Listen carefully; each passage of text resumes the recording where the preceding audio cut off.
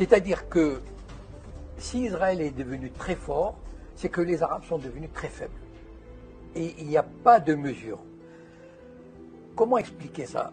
C'est que,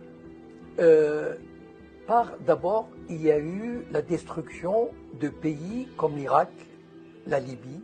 C'est un signe qu'on a envoyé aux Arabes, aux dirigeants arabes. On leur a dit, voilà, si vous voulez faire une politique nationaliste, indépendante, si vous refusez la tutelle de vous soumettre à l'Occident, voilà ce qui va vous arriver. Et vous savez, les prétextes, on peut toujours trouver un prétexte pour détruire un pays. Il n'y a pas de problème. Voilà. Donc, on a envoyé des messages à des pays. Il y a des pays comme le Maroc et l'Algérie, par exemple, on les menace avec le séparatisme. Ça veut dire qu'il y a le Mossad qui travaille dans les zones berbères, etc. Il y a l'Égypte qui est menacée d'asphyxie si elle ne collabore pas encore plus avec Israël. Donc en fait, il y a toutes sortes d'actions qui sont menées, qui sont, par exemple, les monarchies du Golfe, on peut leur dire, écoutez, si vous ne collaborez pas avec Israël, ben on va vous envoyer Daesh.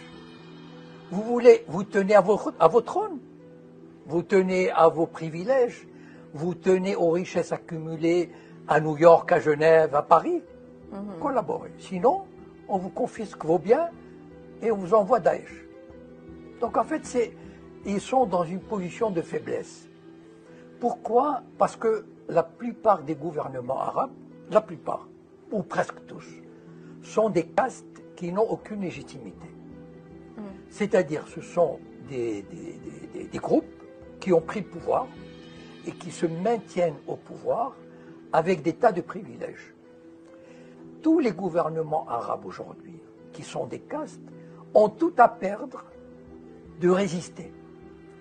Et on a montré aux pays arabes que résister, faites attention, résister peut vous coûter cher, peut vous coûter la peau, peut vous coûter vos fortunes, vos trônes.